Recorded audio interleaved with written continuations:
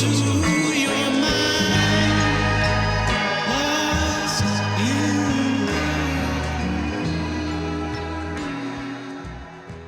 how how people kind of navigate it, and some certain perceptions of people in the space.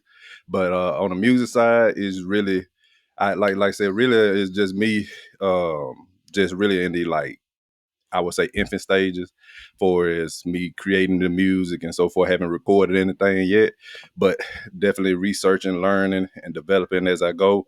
So once I do, record, I definitely be in a more better space. If that Yeah, I makes sense, mean, yeah. yeah, 100%. And the the fitness side, right, for Hmm. you, is very much like a level of discipline, to be Hmm. able to have like that strict curriculum, because something that gets, I think, altered a lot is people think it's easy. Hmm. It's easy to be able to go to the gym every single day. It's easy to be able to follow a regimen, get the right reps in, and it just happens overnight. You go on Instagram, you start flexing, you be showing off them abs, you're like, Yeah. ah. But Uh-huh. that's a lot of hard work, and it's a lot of discipline that goes into that to get there, you know? Right. Definitely. And yeah, a lot of folks think if I just download this app that got the workouts on it, or look at a YouTube. Dude, I see all those commercials all the fucking Right. time on YouTube, and I'm just Yeah. like, please stop, bro. Like, we knew Weight Uh-huh. Watchers was a lie, like in the end of the '90s. We're just like, Hmm. we out. Definitely, man. And when they, like I said, they see that, and to a degree it helps, but for looking on YouTube and stuff like that, to a degree it helps. It definitely gets them off the couch, so to speak. But it is not necessarily meaning that it might be fully conducive to their goals, because once they don't start it, and they might see some results and so forth, but but in the long run, 3 months, 6 months from now, when the results may wane or plateau, they kind of start thinking like, oh, I haven't lost the weight that I was losing in the beginning, and still I haven't reached my goal. What's going on? I don't did this workout, so forth, and that's where pretty much you where we you come in at. lose you lose like your purpose of your journey. You lose the reason why you're doing this. Hmm. Did you I mean, you obviously got into fitness for a reason. Was it like for mental health, or you needed that discipline in your life? Like, what got you so into fitness that you wanted to make this a career? Great question. I've been pretty much of a active or athletic type of guy growing up and so forth, and my dad was a big gym goer as well. So basically, you can kind of just think about me. First memories of me, being on his back while he do push-ups and stuff like that, and to up until the point where he, got me into the gym, got me my well, I'm going back a little bit, but got me into No, my sure. first first weight set at around 15 and so forth. But and so Wait and a I, minute. You started weightlifting when you were 15? yeah, I had a well, it was just touch and go, playing around with it. Damn. Yeah, I had a first weight set around that time. Yes, sir. So Uh, you've been doing this for a minute, right. like a real ass minute. Okay. Well, I'm gonna get into that. So, like I said, when you're 15, you just really just finding out and discovering yourself in the gym and so forth. So that's, I would say, most of what that really was about.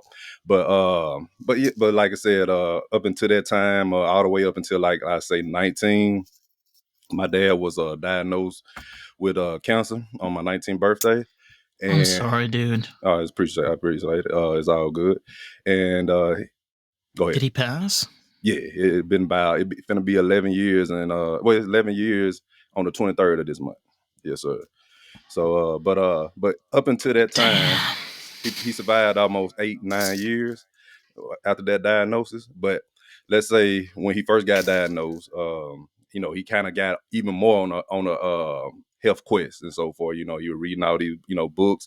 What would Jesus eat? And he was doing all type of things, and so forth. But one thing he did was got me and our family into the gym. So my mom, my sister, and him got us a gym membership. That was my first gym membership there. Now they worked out maybe 2 weeks, maybe a month, and then they were gone.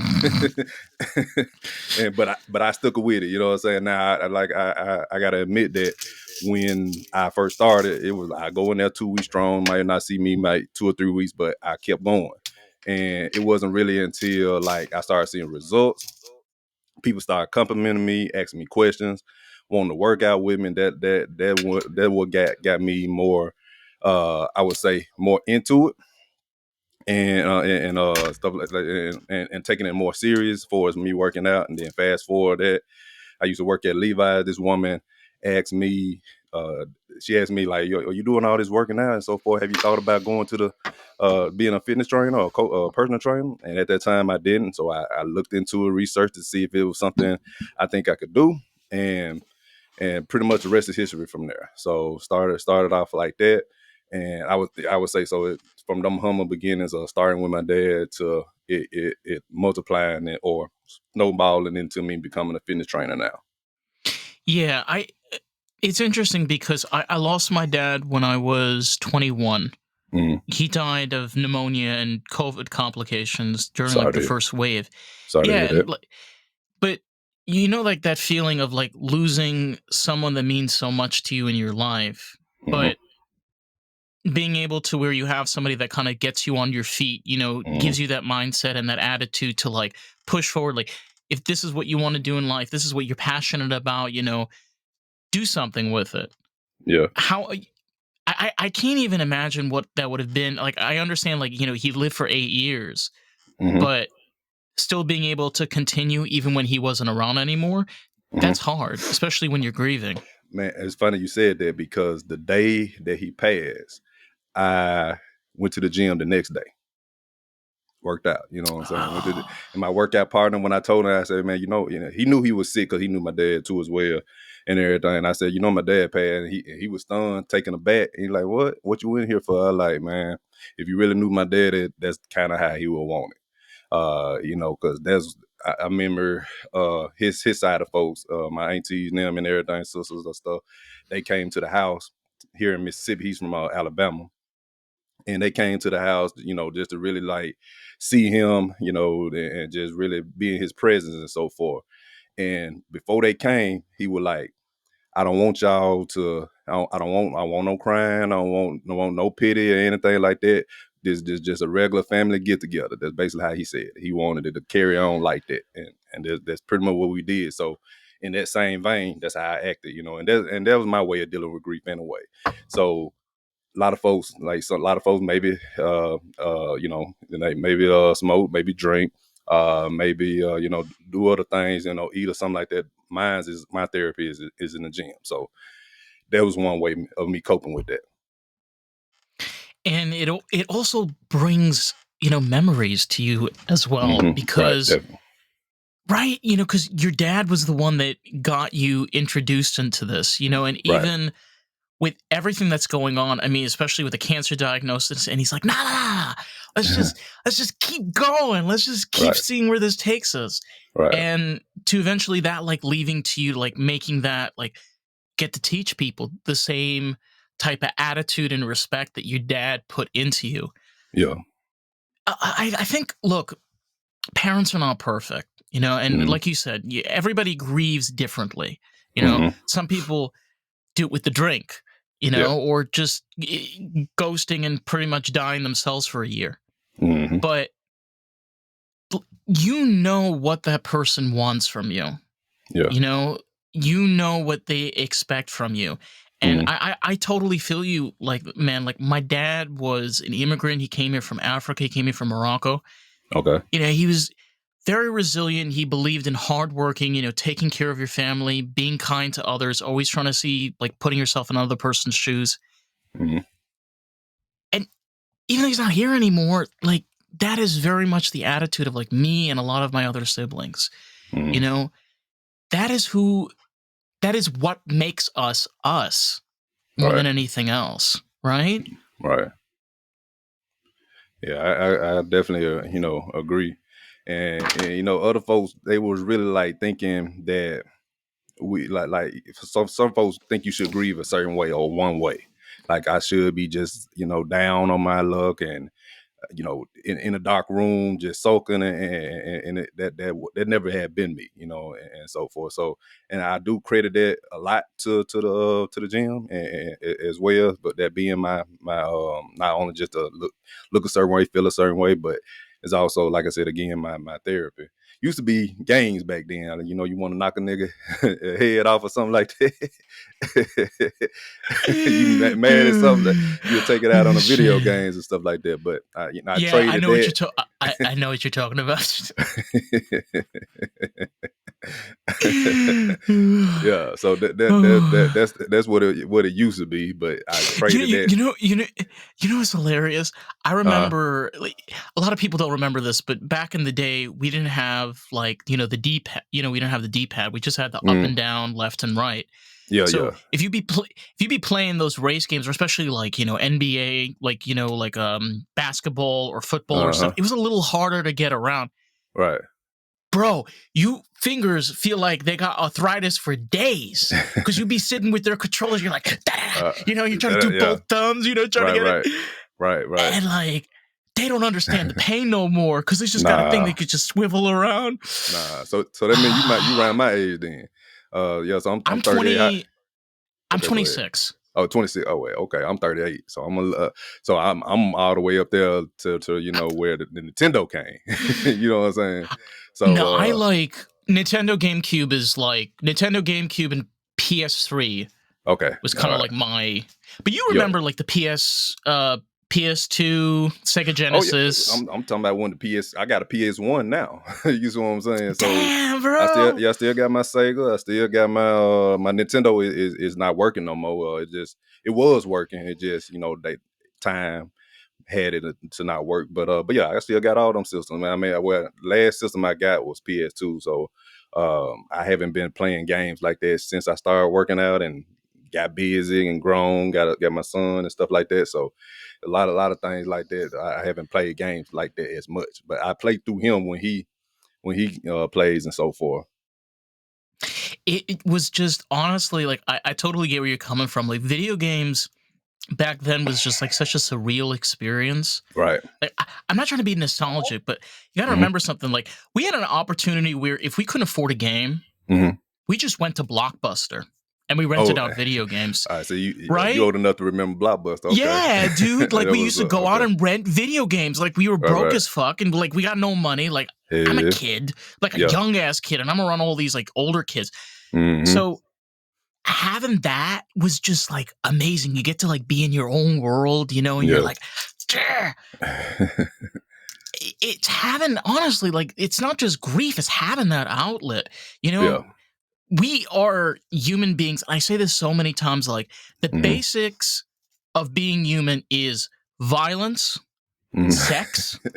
It is Right. violence, Yeah. sex, Uh, um, and like desire. mhm. We have these animalistic natures to us that we're like, nah, it's 2025. I'm gonna put that shit the back of the clock. Nah, bro, that's Yeah. not how human beings work, man. Yeah.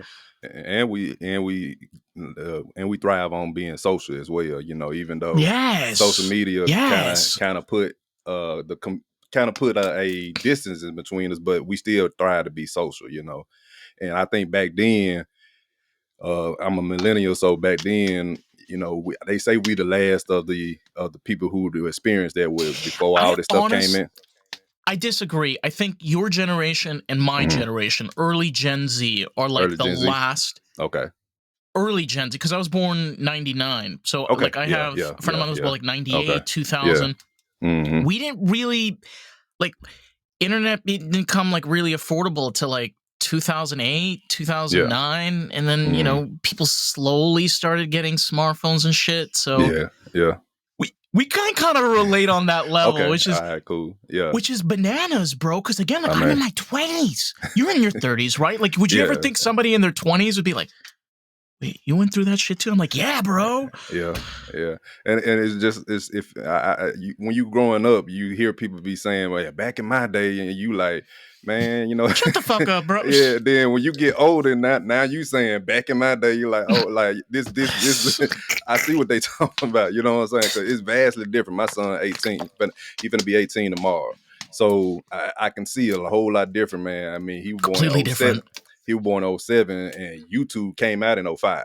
You see what I'm saying? So he don't Yeah. even know what it's like to be without YouTube and all this stuff like that. When we had to find like information, when Libraries. we had to go travel to get our information. It Mm-hmm. wasn't on our And phones or anything like that. we had to use a library computer for the Yeah, internet. definitely, man, definitely. Mm. AOL. I don't know if you remember AOL, but that dial up, My man.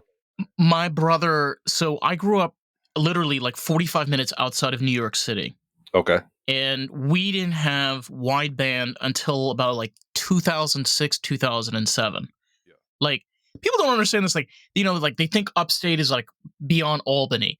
But Mm-hmm. there was a time, like literally right outside of New York City, Mm-hmm. we just had one carrier, which was Verizon.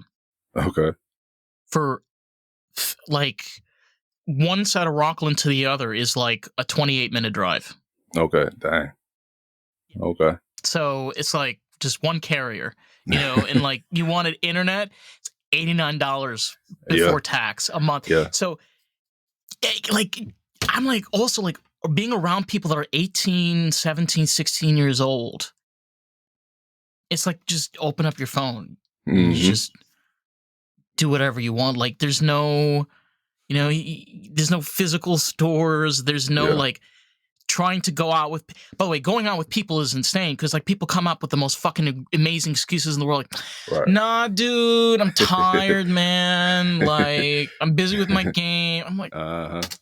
Oh, and then even if they do go out, they ain't communicating with each other. They're just around each other, but not no, no, communicating no. with each other. They're You know doing, what I'm dude, I love this shit, bro. You're literally sitting there and you're all like saying? drinking, and Yeah. they're like, Yeah. See, my what, son. what, huh? Most definitely, man. When I was taking my son to the No doctor, judgment though. Yeah. and he was the doctor was talking about his son, and which was around the same age, maybe a year younger than my son, and he was saying him and his friends had went to like a school dance and so forth, and the guys, it was a girl he wanted to dance with. Instead of walking up to her to say, "Do you want to dance?" he texts her. He texts her to say, "Do you want to dance?" That's how much that disconnect right there is for socializing here, and like, cause you kind of thinking, That, that. you know what? I would Uh, love Dave Chappelle to make a bit about this. You okay, know, yeah, you feel me? Like Dave yeah, I Chappelle feel be you. like, my daughter be coming home and she come from the dance, and there's a guy that she likes, and he texted her. Like I'm what? telling you, man. Like It, it's crazy, man. Like, I don't know. I guess the fear of rejection is real, but at the same time, like I said, most of the time you talking to people is in group chat, it's on Facebook, Snapchat, and all that stuff like that. You don't really know how to interact with people outside of school. You know what I'm saying? So where oh yeah. it was really different time from when I grew up, when you grew up, and so forth. Where really that's all we had to do. You know what I'm saying? If we weren't playing games, we was outside, man. Doing whatever. So just just different time, that time we in, and I believe it slowly we'll get back to that part where we getting more social. But you got 2000 when COVID happened, that kind of separated us. It had us inside a little bit more, so we slowly getting back into that mode again. But it just social media just don't. It's good and bad in a way. It's just a whole different era right now. It's just like I was telling you this earlier. Like Hmm. I could sometimes be a little bit fruity as it. I'm just a little bit. I'm very masculine, but I can sometimes be flamboyant. And something I've noticed, especially even with guys, Hmm. when you compliment straight men, I've noticed Hmm. like there's almost like that. Thank you. Yeah. Like they're a little caught off guard and they're like, oh my god. There's like this like lack of appreciation. It's weird, almost weird. I'm not trying to like, like say like, but there is a problem where men don't feel as determined Hmm. and have that feeling of like feeling good about themselves, feeling Yeah. that they're attractive enough. And Yeah. for me to come along as a gay man and Hmm. being like, girl, you looking fly today, and they're like, oh my god, thank you. Yeah. We could see that shift of where it used to be where that just used to be a part of our culture where men, women used to just be able to interact. Yeah. And then like there's almost again, bro, this only happened over a year and a half. Yeah. You know? Think about any time in your life that in a year and a half the entire world completely changed. Yeah. I mean, it's really so fast. You know what I'm saying? Like each year is like we age or it goes fast. Like every year is like kind of like we moving in dog years in a sense. You know Yeah. where Yeah, yeah, yeah, yeah. yeah, Yeah. yeah. So it's crazy. Now I don't know. You ever Adam Conover? His thing is he said we don't have a decade to place our time frames to like we did in the 90s, from like in the 20s, 30s, 40s on up until the 90s, and then when it got to 2000, it's kind of crazy to call it O2s or the zeros or something like that. Then the tens, nobody really saying the tens. They say We can 2010s, yeah, the 2010, yeah, 2000s, yeah, or yeah, 2020s. yeah, Yeah. yeah. So we don't really have a decade. He said most of the time when you look at the 90s, you can kind of think about the 90s. What happened in the 90s? When you say the 90s, you knew what movie was playing, what people were wearing. Same thing for the 80s, same thing for the 70s. 70s, yeah, I got a fro right now, and everything. So stuff like that, you can I think about those do you eras. know do you know what I love about the 70s more than anything in the world? What's that? Motown and soul funk. Motown said, okay, that was up. Because it gave birth to a lot of like hip hop and rap, old school hip Hmm. hop and rap that we had in the 80s and 90s. Right. You know, what is just so beautiful about that is like through those decades, you can see Hmm. how the artists, creators from the 70s inspired Hmm. like Wu-Tang Clan, in the Right. early 80s. Right. Right. Right. And to eventually like you had in the 90s, I'm trying to think. Talking about like a 90s rapper or something like that. Or I don't know why I got salt and pepper stuck in my head, but like oh yeah, this, yeah, that's still the 80s, early 80s, early, maybe mid to late 80s, and then to the it's not 90s. LL Cool J. LL Cool J was also in the 80s. 80s, yeah. Uh-huh. Damn, I really am an You old. Like I only just know you old got school, bro. you got Snoop Dogg that was maybe in 92, 93. Yeah. Fat Joe. Oh, Fat Let's Joe was see. amazing. Who else? Who are we in the 90s? So it was a lot of people. Sir. Wait. Uh, Sir. Not laughs a lot, Sir. Sir Sir Mix a Mix a Lot. Lot. Sir Okay. Mix a Lot. Yeah. Okay. I like Big He Buck. was a weird He Yeah. was a weird motherfucker. Yeah. Oh, R. Kelly. I know a lot of Hmm. grievances, but come on, R. Kelly. Yeah. I mean, it is what it is. You know what I'm saying? Like that. I mean, some people can't. Some people say you need My to mind is separate. telling me no, but my body. Sorry. He just Yeah. like that. Yeah. Honestly, like that is what the 90s was about, bro. Right. It's Right. just when you go through that tunnel and channel, it's just like if I'm Yeah. gonna relax on a beach, Yeah. that's what I want to be listening to. Yeah, yeah, yeah. I mean, it was a golden year, for especially, my kind of stuff like that. You use a lot of black actors and so forth and everything in that area that's, you still see to this day, and everything like that. Now it's like some of the newer actors don't have that staying power as the ones did in the 90s and so forth. So you'll hear them, you might know who they is. Oh, that's that dude, or oh, she's in that, and she did that, but you don't know her name. But the ones in the 90s, you kind of remember them, and I guess because I was young at the time, I grew up with them, and I know them, versus the people coming in behind that. But it was just a different time, man, for everything, man. Like I said, uh, for kids, TV show for kids and everything like that. Nickelodeon, they definitely was thriving. Love the Double Dare. Are You Afraid of the Dark? Little things, shows like that and everything. What else? Omar Gooden was in. I can't think of it right now. That might was still Double Dare he was on, but but people don't know Nickelodeon had game shows. Nickelodeon don't even have that anymore, and stuff like that. So it was like Nah.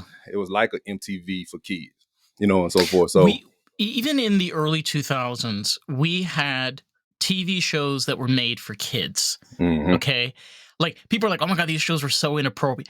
Bro, they were not made for the parents. Like mhm, these people that were making these shows, like, yes, they were perverts and they had a right, lot of mental mm, issues and problems. Like right, we right, definitely right. know that now. Yeah, But Ren and Stimpy come to mind.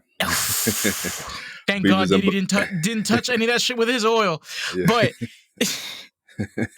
the reality was, like, we had TV shows as kids, like, even though they were inappropriate, yeah, like, we gravitated towards that shit. And like, mhm, I like, having memories of like Ed and Eddie. Okay, like yeah, probably one of the most inappropriate shows for kids. And uh-huh, I just was like, I'm not leaving this TV. I'm watching this shit through. yeah, yeah. So I by the time Eddie came, I was like maybe like a young adult by that, close We had the to it. Proud Family. Do you remember the Proud Okay, Family? I I remember don't know. Proud Family. Yeah, Oh. yeah, definitely remember Proud Family. Like I said, Ren and Stimpy come to mind. Mm-hmm. Beavis and Butthead. These in the '90s here. Beavis and Butthead. Rocco's Modern Life is another one because his friend was a woman slur. He called because he was a cow. They call cow heifers and everything, and that's what his friend name was. It was a cow. He called him heifer or whatever. But stuff like that, and everything. There was It's just a, crazy. I don't know if you, there was, maybe this was after your time. There's a show of this kid that was in a house full of like monsters. Ugh. Uh, oh, I know what you're talking about. It was three of them, three Something, yeah, main like it ones. was, One had one eye, one long eye, and yeah, like black almost. Yeah, screen. yeah, hold on. Dog, I know what you're talking about. It was like three main monsters. Scream if you're afraid of the dark, or something like that. Ah, scared of the dark, something like that. Finna look it up. Foster Home for Imaginary Friends. Okay, now I ain't heard of that one. Okay, Fosters. Yeah, well, okay, again, we're just giving great examples of like right, the right, right. shit that Uh, nobody can get away with anymore. Like, yeah, yeah, yeah.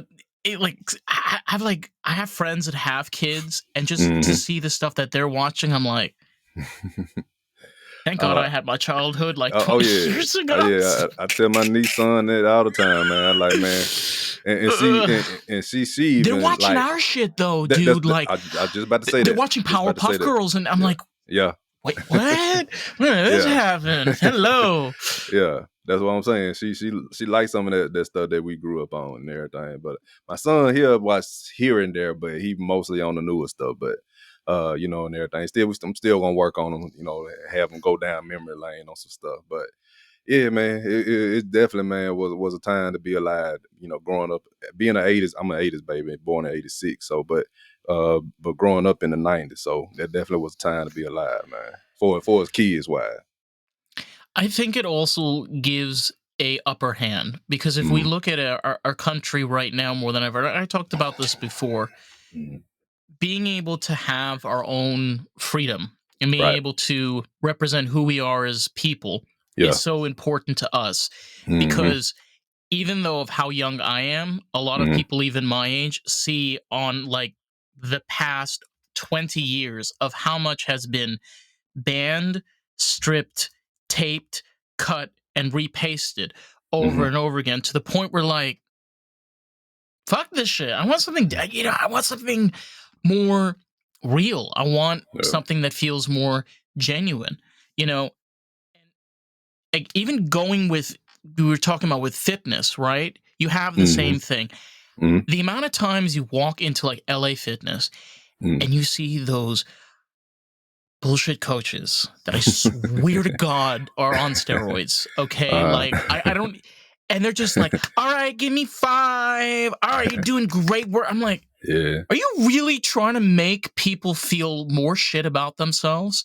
Like, Uh, I'm not trying to judge, but there's like no like genuine approach or anything. You're just doing this just for a freaking paycheck, mhm. And I get that, but like, you're there to help people. Okay. Right. Like we've talked about before, like this is an outlet. This can be somebody's therapy. This can be somebody's way of like disciplining themselves. Mhm. And then you're taking their money and giving them pretty much like bullshit for 45 minutes. Yeah. Uh, let me see how I want to kind of address that. I know, because So, that's kind of heavy. That's kind of heavy shit. You're like, because I don't like to talk about my fellow fitness trainers and stuff like that. You but know, kind of. it's not everybody, but you Yeah, yeah, have that in the crowd, and that is something to take into yeah, account. yeah. So when we get certified, so now you do got a lot of them just come off the gate saying, "Oh, I'm gonna train some people," because they went into they got to a level of a results or success with their whatever goal they have. So like, okay, I did this, I put it in time, I can help others, and then and you can say that quote unquote fitness coach and so forth. But just because you got yourself to a result, don't mean you can help others get to a certain result. But with that said, the ones that do have like a certification in certain aspects, and you know, it can be a reputable certification as well. But I would say when we go through those certification process, they don't really tell you how to be a trainer. They don't. They just tell you mostly how not to get sued. I say that all the time. It's just basically proper form, this or that or whatever. But get a person to from point A to B or point A to Z, it doesn't do that. So it's a lot of people out there really just winging it and not really knowing what it takes or structuring it out into getting a person to their said goal. So there, you can have a lot of that going on where they kind of mimicking stuff that they don't seen or stuff they already don't did, and they're telling this other person to do it. But yeah, you lifting like a bodybuilder. You telling this person to squat 200 pounds and everything, and she and her goal is not to gain a whole lot of muscle. She want to just lose some weight. So you having her doing these deadlifts and all that stuff like that don't make sense. So it's just like you just basically just teaching them what you did. That's basically what you're doing. But with the ones that are certified and so forth, they got a level of maybe some way of structuring it, but like I said, at the same time, they don't really have that. If they haven't been in the gym and gone through the process themselves and so forth, having that practical knowledge, it definitely get to a point where they just kind of guessing to see what's what. And then true enough, what you had said earlier too, some of them is in it for the paycheck, something quick and everything. They don't really have that grit and grind or that passion to really see, to really see this to its fruition, and that give us a bad rep. So that's why I said that earlier when we was talking. We usually get that bad rep because there's a lot of them out there really just out for the check, thinking they can help everybody when you can't. So I mean, I turn people down if I know I can't fully help them, in a certain way. So I think all Yeah, that is important. it is. Mhm. You know, I I'm currently being trained to work in the automotive industry. Okay. And in our school, we have like an open garage every 3 weeks. Okay. So I went there yesterday, and there's very much also like again the same attitude being an auto technician, where you have your Hmm. ASCs, you get your certification, become a master tech. Hmm. But yesterday, like I was changing out my water pump on my car for like the first time, Yeah. and going through that process and like being frustrated, because like, I've never done this before, and trying to Right. like figure out do like the right approach. And my teacher said something. You're going to get frustrated with a customer's car because every Hmm. single time you approach and you get that experience, you're going to run into different situations. Okay. And the only way you're going to learn is you keep on getting yourself in the field, Hmm. working, That. again, in your case, clients, in my case, Hmm. it'd be cars. Hmm. But as you keep on doing that, that's what makes you a better technician. Yeah, you Right. need all of your certifications, right? Hmm. Yeah. Obviously. I mean, you want to make sure you get insurance, if you Right. get fucked up, Yeah. but that experience, Hmm. that is how craftsmanship with your Right. body, with your hands I mean, works. I mean, It's not just a piece of paper. yeah, definitely. I mean, it's a reason why when you go to the doctor and so forth, they call it a practice instead of saying, that this is what they do and they fully knowledgeable in it. And then even then, they still revert back to looking at a book. If it's certain thing going on, they gonna go online sometimes and look at stuff. So it ain't always they just got it up here. So it's by practice and experience. So yeah, so I definitely agree with that, man. Like I said, definitely need that practical knowledge. So with the certifications, they are really just like I would say biased to what they want you to learn, but they don't really tell you. Like I said, they don't tell you everything that you need to, that you're gonna face coming into working with different type of clients. So you really, it just, like I said, it's just really a piece of paper. But so you really gonna come into contact with the people, like, what this person got, this certain ailment, this person had this certain genetic makeup, and so forth. So those things that the certification ain't companies ain't telling you or whatever, you're gonna have to really just figure out pretty much on your own and everything like that. So it comes with the experience. And I get why they usually tell you to have that practical knowledge before getting the certification. Because I have had people call me, just like, I just got my certification, can you help me? Which I think is an untapped market, but they'll call me and like, can you help me? Become a trainer. I don't know what to do and how to do. So you'd be surprised by how many people do get started and don't really know what to do or where to go.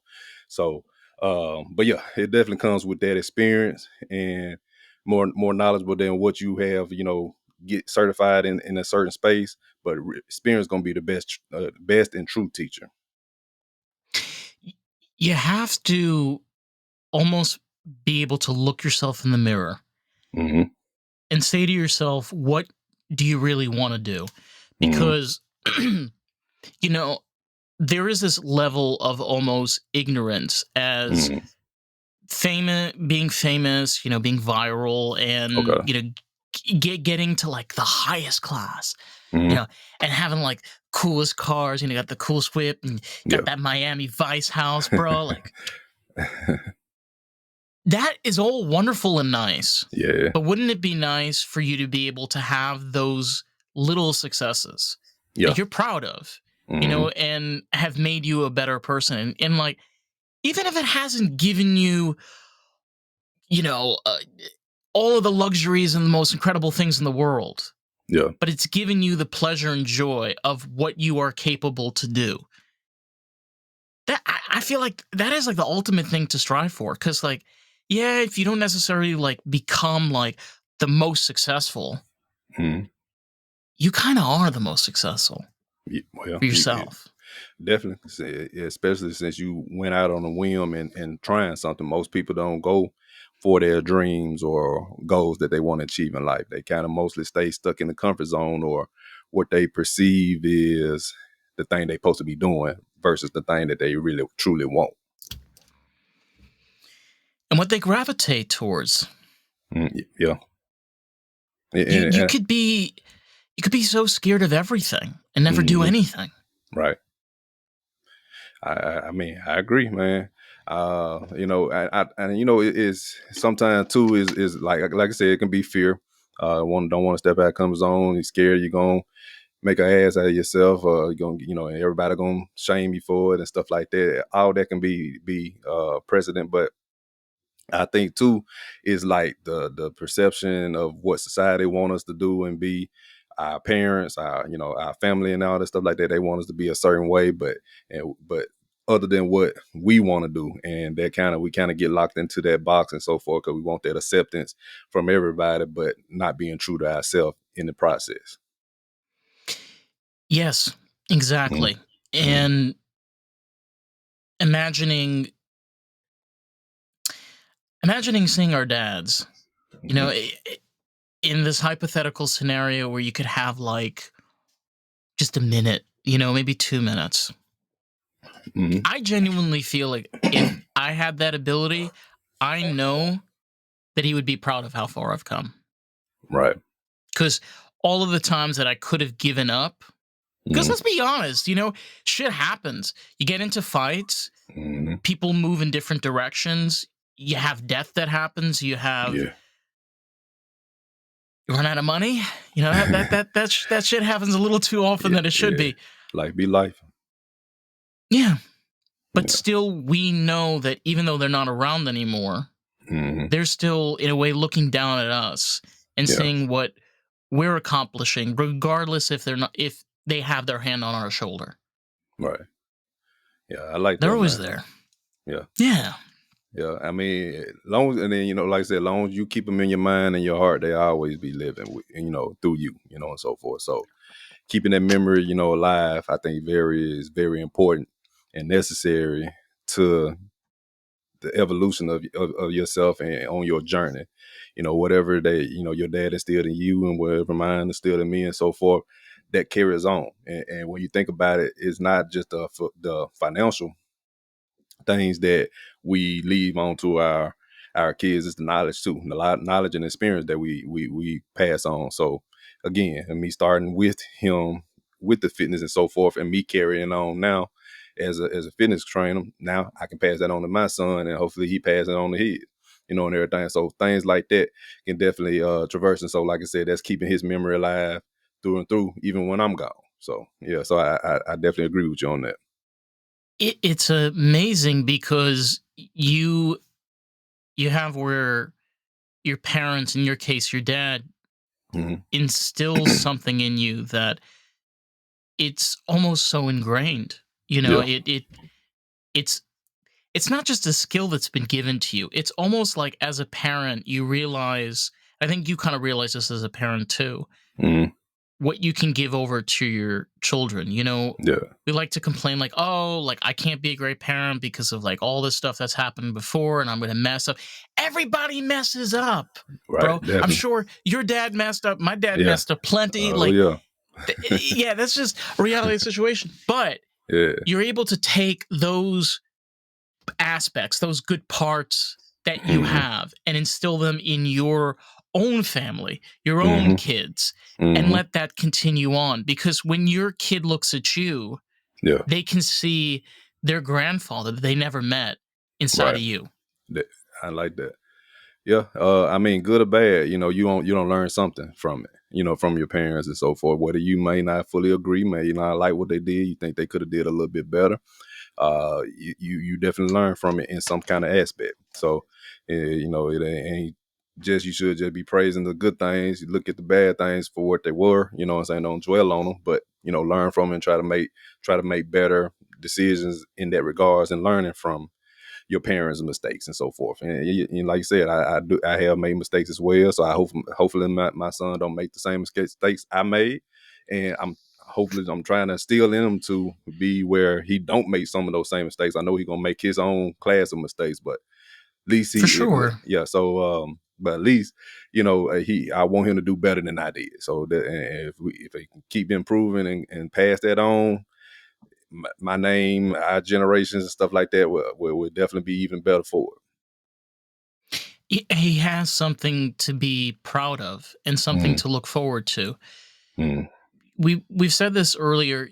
The thing about any type of craft or art, or I mean martial arts, or even training, can be a part of that in regards to mm, fitness, because we we tend to love to do things. right. We love to make things. We love to make experience. I'm Mm, sure you've had people that you've trained with mm, that it probably brings a smile on your face when you yeah. see them and they're doing great and they're like, "Hey, how you doing, man?" Like, "How you doing?" I'm like, "I'm doing the best, bro." Mm, You feel great because you help somebody along that journey as well. And the thing about the mistakes that we make, right? Because again, we are human beings. right. We still have those other achievements. We still have those other people that we have changed, Yeah. that feel that like positive energy. They feel that good vibes. They feel like this Uh, connection to it. I mean, definitely, man. You don't really know who watching either. You know what I'm saying? So that's the thing. I can post something on Facebook or something like where I'm talking about fitness, whatever I'm talking about, and I might get one or two likes. Maybe don't get no likes, but you know what I'm saying. That's the name of the game. I ghost and post, bro. I post and I'm out. I'm Yeah. So out.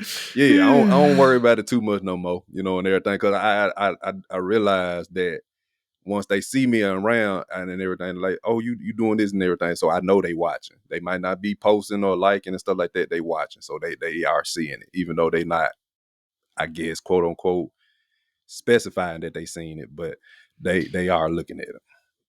You remember what we said earlier, as we represent the best version of ourselves, Right. where like I do post on Instagram, but the thing is, like, I just got a lot of stuff that's going on where you want to know what's going on with the podcast Hmm.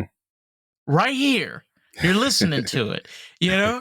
And it's just kind of the same thing for you too, right? Yeah, It's yeah, where you definitely. kind of want to know what I'm doing as a trainer. Well, here's kind of what I do. All Right, right. right, Like, here's just a right. little bit of, and it takes, again, it's almost having trust that people will take that message and pass that Mhm. along. Yeah. And does everybody have the capability? No. Mhm. But there are people that have that capability to do that. Right. And that's why we're doing this, is to Yeah. reach those people. Even though it's like out of 5 million people and maybe 100,000, maybe it's just 10. Yeah. But those 10 are just as important. Man, definitely, man. And yeah, so and what we doing is going is documented. So it definitely can live on even way past us. So even when you just stop doing this, it lives on. So it's definitely being a help because it's things we don't looked at in the past that helped us now that don't been created already. So definitely, man, being in this content creation space, it is something rewarding. So it ain't just about I guess it ain't just about getting the content out there to make money or get some kind of level of people viewing you and so forth, but it's also to be genuinely the people you helping, reaching them in some sort of way where to keep them going and toward their journey, whether it be you how you doing with through layers, how I'm doing with through fitness and so forth. It definitely keeps people going and going about their day and living, I would say, living life even more and that much more better and enjoyable. For sure. And Hmm. looking at history, right? Hmm. I love sometimes watching those old interviews, Yeah. like even the ones from like the 70s, because that is almost a time capsule. Right. That's what I'm You're saying. want Yeah, you're watching those people talk. And here's the wildest part, man. Hmm. Sometimes you watch those interviews and you're like, they're talking about the same problems we'd be dealing with right now. Hmm. And you could almost be like, damn, we actually are like continuing on Yeah. in a way. Our Yeah. past teaches us how to be better in our future. Our Hmm. present is our strongest gift because we're able to create that future. Right. We have we got the time loop wrong. We think it's just straight and it ain't going any other nah. Yeah. Yeah. I agree. I mean, I, I think we dwell too much on the past. You should look at the past to help you to traject your future. But yeah, we sometimes we just stuck in the moment, and everything just on our day to day. We ain't not really like trying to go forward and what we can be and what we can do, and so forth. I think a lot of that is missing, in people. It just go to work, go home, start again, and repeat. But there's no living your life in the way that you want it, always wanted to do it, or how you see fit, you know. Yeah. It, Hmm. in regards to corporate, Hmm. the elephant in the room is corporate America has done a lot of damage in this country, even though they've made a lot of money for this country. Hmm. And it has taken a very heavy toll on a lot of people. Hmm. When you take people that are working 9 to 5s in a corporate environment, Yeah. 5 days a week, sometimes they use gym to let out their anger and rage. Hmm. And it's sometimes the most beautiful thing that you can see. And sometimes it can bring tears to your eyes Hmm. because you have this person that literally, like severs their life, where they give part of their life to something that they don't really care about. They're just there for the paycheck. Hmm. And then they come home and they've got all these feelings and emotions and they don't know what to do with them. And Yeah. sometimes that's like literally like pulling so fucking hard you can feel like, the veins starting to pop out. you know Yeah. Oh, no, it's I sad, thought. but I think it's beautiful. Yeah. Yeah. Okay. Yeah. I always say it just really found your outlet, basically. Hopefully it's a healthy outlet. So I always say fitness is a nice addiction. You know what I'm saying? So once you get it integrated into your lifestyle. But yeah, finding that outlet, like I told you earlier, the video games was one of them. Just being active, really, playing ball. I play basketball too as well, and just being really active. That was really my outlet to let go. Yeah. I Hmm. think also where you're having people like this, they're gravitating towards things that give them real sense of purpose. Right. Because again, like they're spending those 8 hours doing something that they really don't want to be doing. Yeah. You know, and some people are fortunate enough that they don't have to deal with that situation and they're just able to either get into fitness or martial arts or, yoga or tai chi, whatever it may be, Hmm. without that. But Yeah. I do think it is interesting that the more that you industrialize people and more that environment changes around it, the Yeah. more and more people want something that is organic, Hmm. natural, like Yeah. takes them back to nature or gives them like some ground. True. Is that a good Yeah. analogy? Like a Yeah. good common ground? Yeah, or tranquility. I get what you're saying. Yeah, so it just, like I said, it just really depends on what that is for them, and sometimes unfortunately, they do go to drugs and alcohol and stuff like that in a sense, but really finding that outlet is even finding something that you're good at, or whatever. It can be some little small little thing, but you want to get out, have some kind of way that you can decompress and everything. Because 100. that's so that Yeah. that yeah, that's so important. Not Yeah. just for your physical health, but your mental health as well. Having a healthy outlet. You're so right. A lot of the times you run into industries. I worked in the food industry for 7 years, and that got me addicted to Mm, cigarettes mm. because everybody in the food industry is smoking cigarettes and doing cocaine. Like it's because you're expecting from human beings like the workload of robots. Yeah. I Oh, I've tell been there. people like, bro, when you go to a restaurant, like just respect, be nice. Mm, Like if there is a problem, don't be a fucking asshole. Because I swear to God, like there's somebody in the kitchen that's gonna get screamed at, and it's gonna mm. be your fucking fault, Yeah. and it's not fun. Oh But yeah. that Oh. like what I'm getting at is too. I'm able to now like go out and almost feel that pain Hmm. where like I'm able to go to a restaurant and like I understand that like I'm not making the food, but I kind of respect the staff that's coming to the table, the ones Yeah. that are on the cold pass and the hot pass and passing Hmm. things along. Hmm. You have that added knowledge that Yeah. you can maybe pass on to other people, maybe allow people to be a little less inconsiderate. Yeah. Yeah. Yeah, it's crazy. I mean, I remember I used to work at Pizza Hut, so I do know a little bit Oh about that. Jesus. Yeah, so Oh and Jesus. then That, that yeah, must have been. Do you work weekends for is what with Pizza Hut. when you were working in Pizza Hut?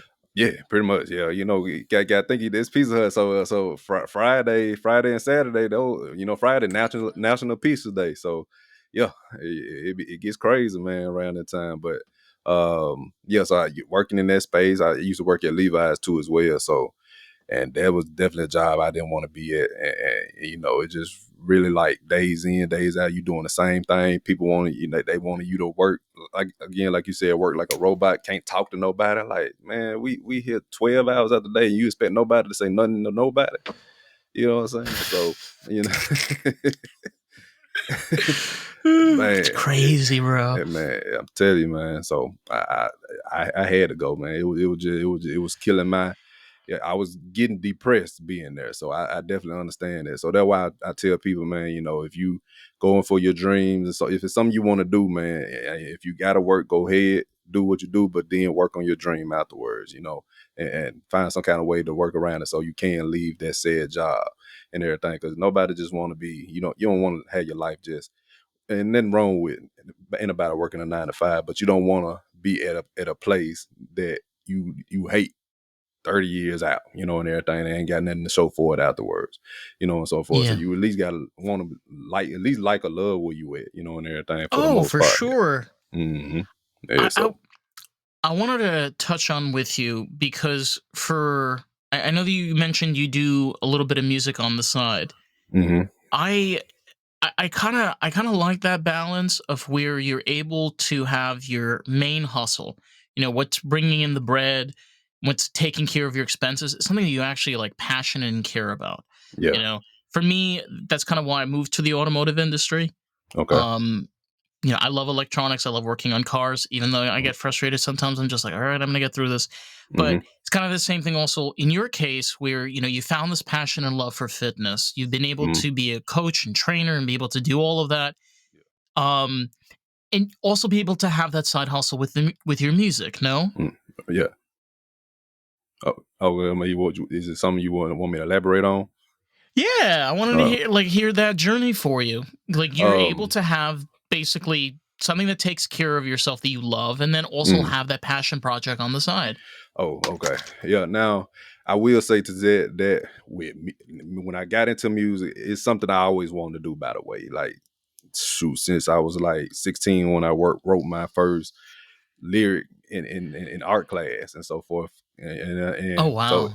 yeah, it's something I always wanted to do. So, but didn't really start doing it until around when COVID happened, when everybody just really discovered themselves or discovered something or discovered themselves in some kind of way. So I like, man, I always been wanting to do it, itching to it. I write something here and there, but I just said, let me go all out with it and everything. But as I got into it and started like researching more and seeing how the music industry work, I realized it's a lot into it other than just the talent alone.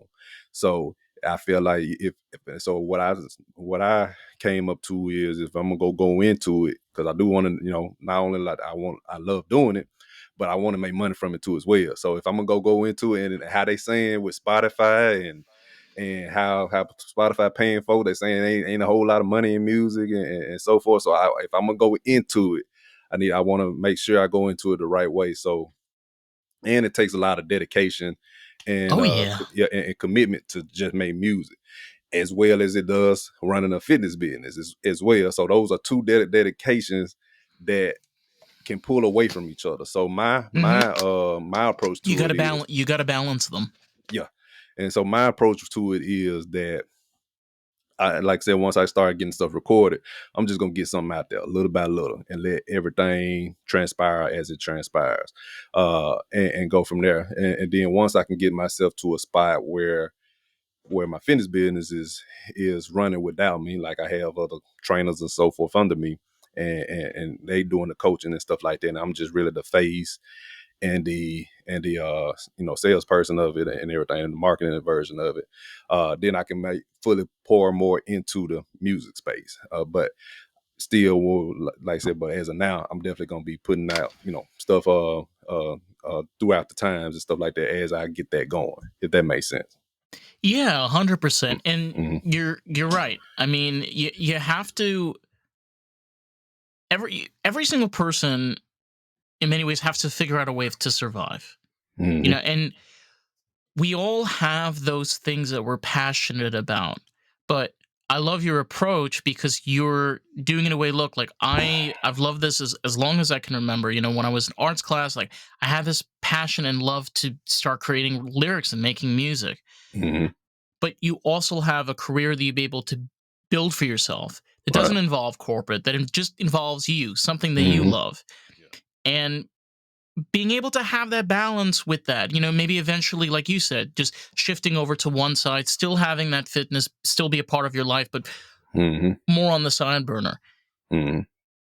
That gives you options, man. People forget Yeah. like you put one fucking apple in the basket, like Yeah.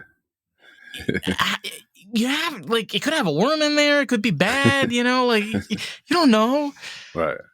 I mean, you don't know how it can take off, and everything. And Right. the way I look at it, me working with artists and entertainers, it's like a whole ecosystem of a circle and so forth. So wanting to work,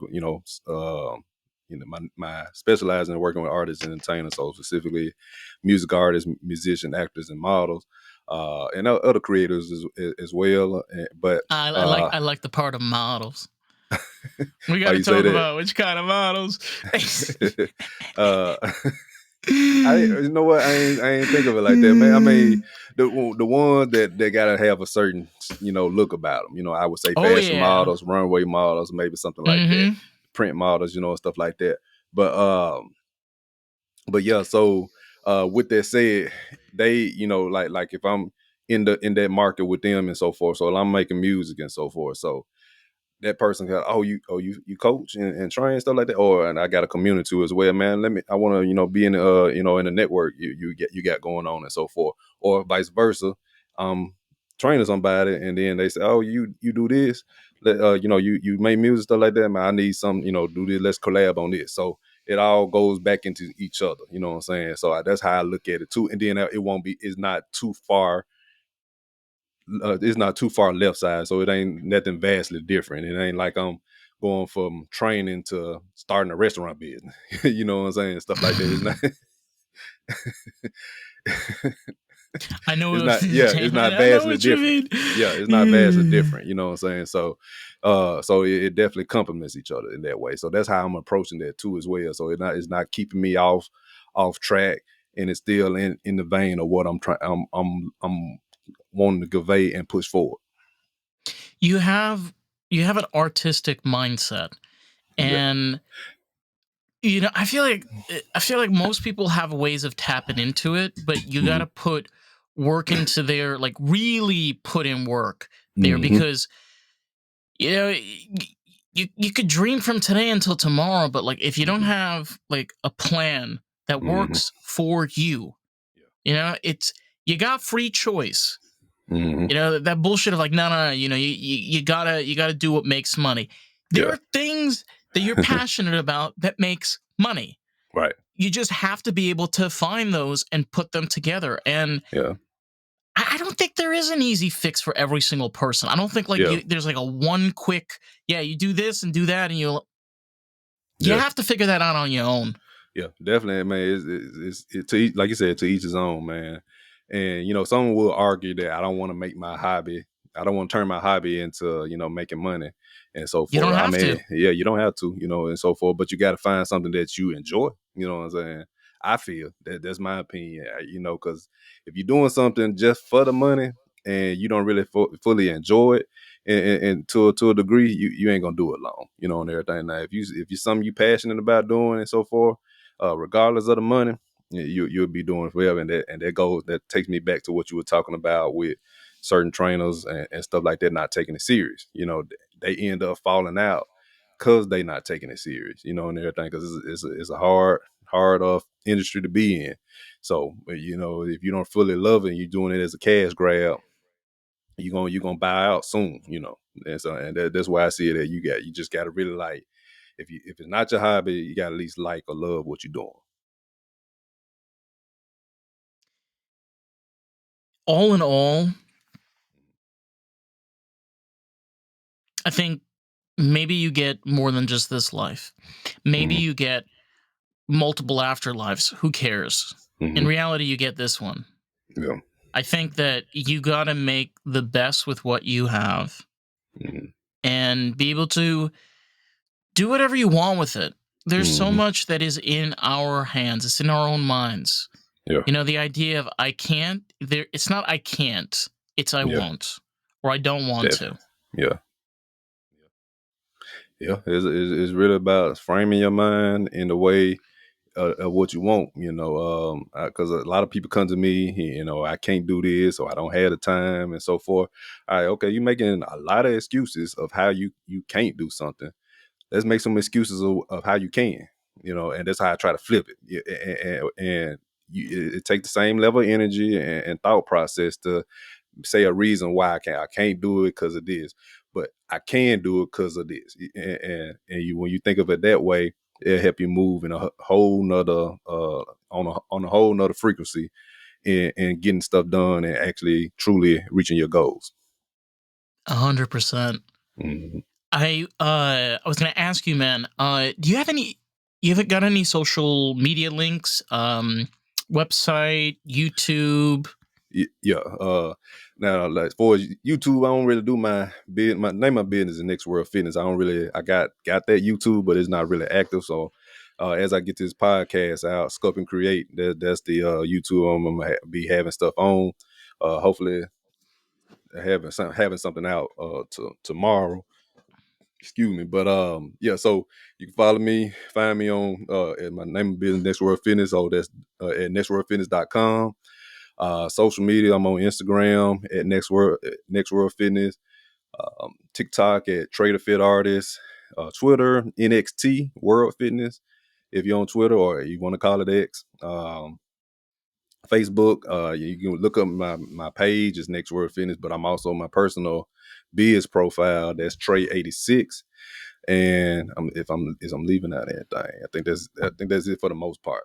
But if Mm-hmm. you go on on nextworldfitness.com, my socials are on there as well, and all my other information too. Yeah, Easy way to find it. And definitely. for anybody that's a little lazy, you could just check the description box below, I and there'll be appreciate that. all those wonderful clickable links for all you fidgeters out there. Listen, I gotta say, Trey, like, I've had other fitness coaches on, and Mhm. you know, I genuinely believe that it's an art. You know, Yeah. being able to like diversify and just being able to work with different types of people, and especially the Mhm. years of experience you've had, Mhm. that takes a lot of passion, a lot of blood, Mhm. sweat, and tears. Yeah, And it's just incredible, man. I mean, I wish you the best of luck in your music career as well. Like, I I think appreciate you're it. headed to good things, man. I I really thank you, do. man. Thank you, man, and I appreciate you, for having me on. And I like this. It is your particular podcast. I listen a little bit at your podcast, but me being on it, and everything, I thoroughly Oh yeah. enjoyed it, man. And so forth. This is the first one I like where it's like a comedy and everything going back and so forth. So it just wasn't fully into what I got going on, but it just really like, man, to go back in memory lane and talk about those time. I thoroughly yeah. enjoyed this podcast, man. It was fun, man. We did it old school style, my man. Oh yeah, definitely, man.